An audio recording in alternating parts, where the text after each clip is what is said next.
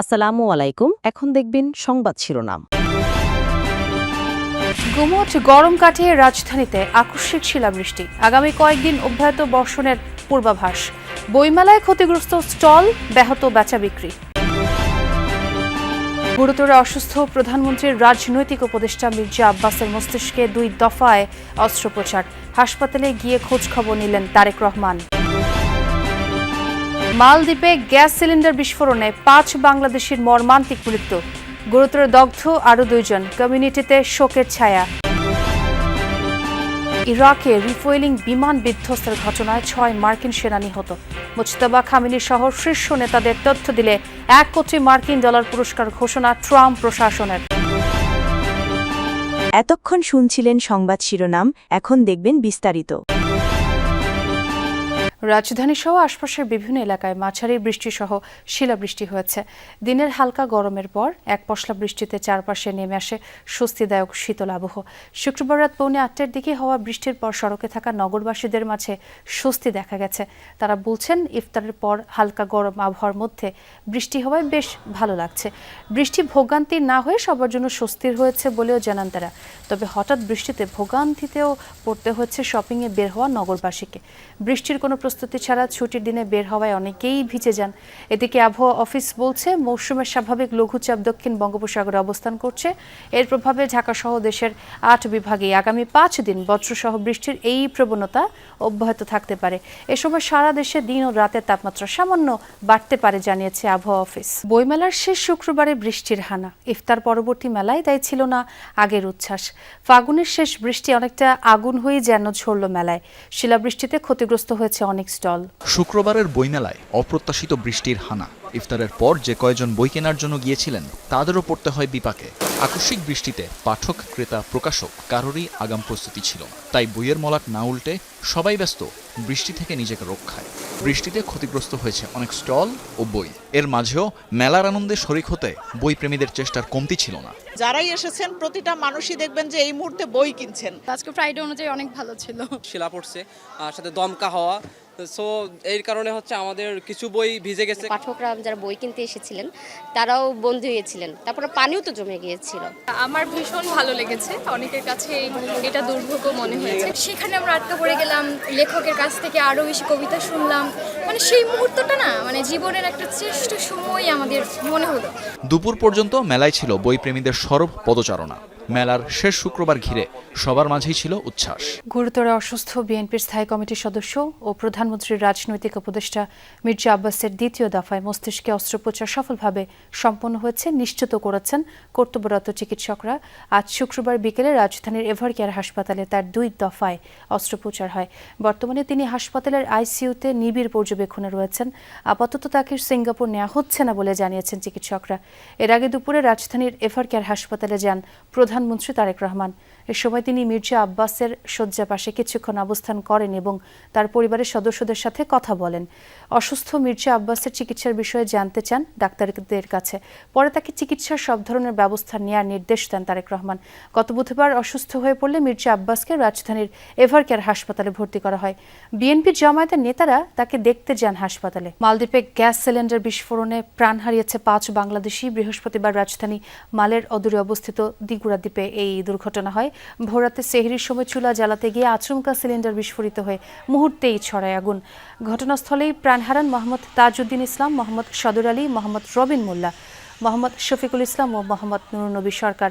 গুরুতর আহত হন মোহাম্মদ জামাল উদ্দিন ও মোহাম্মদ সাদ্দাম হোসেন নামের আরও 2 বাংলাদেশি। বর্তমানে তারা হাসপাতালে চিকিৎসাধীন। মর্মান্তিক এই ঘটনায় গভীর শোক প্রকাশ করেছেন মালদ্বীপের বাংলাদেশ হাই কমিশন। দেশের বাংলাদেশি কমিউনিটিতেও নেমে এসেছে শোকের ছায়া। দুর্ঘটনার কারণ জানতে এরই মধ্যে শুরু হয়েছে তদন্ত।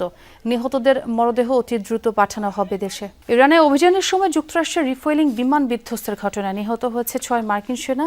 এই নিয়ে ইরানে অভিযানকালে 11 মার্কিন সেনা নিহত হলো। এদিকে ইসরায়েলের উত্তর এবং মধ্যাঞ্চল লক্ষ্য করে ব্যাপক হামলা চালিয়েছে ইরান। জার্জির এলাকার একটি আবাসিক এলাকায় ইরানি মিসাইলের আঘাতে আহত হয়েছে অর্ধশত ইসরায়েলি। অন্যদিকে আওয়াজ সহ ইসরায়েলের বিভিন্ন স্থানে ব্যাপক হামলা চালিয়েছে ইসরায়েল। এখন পর্যন্ত দেশটিতে প্রাণহানি 1400 ছাড়িয়েছে। বৃহস্পতিবার অপারেশন এপিক ফিউরির অধীনে ইরানে অভিযানে অংশ নেয় যুক্তরাষ্ট্রের 2টি KC-135 মডেলের রিফিউলিং এয়ারক্রাফট। অভিযানের সময় ইরাকের পশ্চিমাঞ্চলের আকাশ থেকে হঠাৎই রহস্যজনকভাবে নিখোঁজ হয় উড়োযান দুটির একটি। পরে মার্কিন সামরিক কমান্ড আনুষ্ঠানিকভাবে এই ক্ষতির কথা স্বীকার করে। এ ঘটনার পর উদ্ধার অভিযানে অংশ নেয় একাধিক চিনুক হেলিকপ্টার ও কমব্যাট উড়োজাহাজ। তবে হামলা নয়, এটিকে দুর্ঘটনা বলেই দাবি করছে মার্কিন সেন্টকম। বিমানটির সকল ক্রু নিহত হয়েছে বলেও নিশ্চিত করা হয়। তবে এর আগে ট্যাঙ্কারটিতে মিসাইল হামলার দাবি করে ইরাকের একটি সশস্ত্র গোষ্ঠী। বিধ্বস্ত উড়োযানটির মডেল বোয়িংয়ের তৈরি, যা মাঝ আকাশে যুদ্ধ ও বোমারু বিমানের রিফুয়েলিংয়ের কাজে ব্যবহৃত হয়। এদিকে সময় যতই গড়াচ্ছে বাড়ছে ইরানের প্রতিরোধ। নতুন করে ইসরায়েলি ভূখণ্ড লক্ষ্য করে একের পর এক মিসাইল ছোড়ে ইরানের সামরিক বাহিনী। বিভিন্ন পাল্লা এবং সক্ষমতার এসব ক্ষেপণাস্ত্র নিক্ষেপ করে আইআরজিসি। এসব ক্ষেপণাস্ত্র রীতিমতো তাণ্ডব চালায় ইসরায়েলের উত্তর ও মধ্যাঞ্চলে। এর মধ্যে সবচেয়ে বেশি ক্ষতিগ্রস্ত হয়েছে জার্জির শহর। বেশ কয়েকটি স্থাপনায় সরাসরি আঘাত হানে ইরানি মিসাইল। এতে ক্ষয়ক্ষতি হয় নিরাপত্তা চৌকি, আবাসিক ভবন সহ বিভিন্ন স্থাপনা। ইসরায়েলের স্থানীয় প্রশাসন বলছে ইরানের হামলায় অর্ধশত আহত হয়েছে। আমরা ইরানের পরমাণু এবং মিসাইল সক্ষমতা ধ্বংস করে দেব।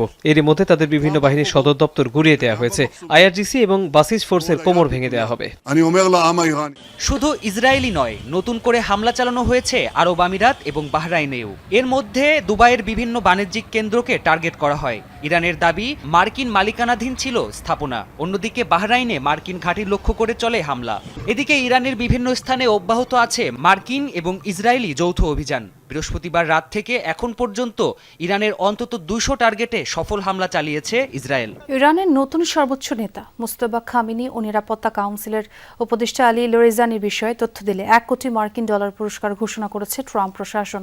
সামাজিক মাধ্যম এক্সে এই ঘোষণা দেয় মার্কিন পররাষ্ট্র মন্ত্রণালয়ে। জানানো হয় তাদের বিষয়ে নির্ভুল তথ্য দিতে পারলে আর্থিক পুরস্কারের পাশাপাশি যুক্তরাষ্ট্রে পুনর্বাসনের সুযোগ পাবেন তথ্যদাতারা। মুস্তফা খামেনি আর লরিজানি ছাড়াও ইসমাইল খতিব, আলী আসগর হেজাজি, মেজর জেনারেল ইয়াহিয়া রহিম সাফাভি ও ব্রিগেডিয়ার জেনারেল ইস্কান্দার মোমিনিস সহ ইরানের বেশ কয়েকজন শীর্ষ নেতার বিষয়ে তথ্য চাওয়া হয়েছে ওই বিবৃতিতে। তবে এর কিছু সময় আগে আল কুদস দিবস উপলক্ষে তেহরানের রাস্তায় জনগণের সাথে হাঁটতে দেখা যায় আলী লারিজানিকে। সামাজিক মাধ্যমে নিজের অংশগ্রহণের ছবিও পোস্ট করেন তিনি। বর্তমান সরকার গণমাধ্যমকে অবাধ স্বাধীনতা দিতে কাজ করছে, এমনটাই বলেছেন তথ্য ও সম্প্রচার মন্ত্রী জহিরুদ্দিন স্বপন। শুক্রবার দুপুরে বগুড়ায় সাংবাদিক কল্যাণ ট্রাস্টের উদ্যোগে রাজশাহী বিভাগের 7 জেলার সাংবাদিকদের আর্থিক অনুদান প্রদান অনুষ্ঠানে অংশ নেন তিনি। এ সময় মন্ত্রী বলেন, গণমাধ্যমকে ঢেলে সাজিয়ে তথ্যের অবাধ প্রবাহ সৃষ্টি করতে চায় সরকার, কারণ রাষ্ট্র ও সমাজের জন্য গণমাধ্যম অপরিহার্য। পরে সাংবাদিক পরিবারের মেধাবী সন্তানদের মাঝে শিক্ষাবৃত্তির চেক বিতরণ করেন তথ্য ও সম্প্রচার মন্ত্রী। গণমাধ্যমের স্বাধীনতা কোনো করুণার বিষয় নয়। গণমাধ্যমের স্বাধীনতা আমাদের অনিবার্য একটা দায়িত্ব। সরকারের ক্যাবিনেটের একজন সদস্য হিসাবে আমি আপনাদেরকে ওয়াদা করে যাচ্ছি, যে অধিকার ছিল আপনাদের প্রাপ্য, যেখান থেকে আপনাদেরকে বঞ্চিত করা হয়েছে, তালিকা করে সেই অধিকারগুলিকে আপনাদেরকে অবশ্যই ফিরিয়ে দেওয়া হবে।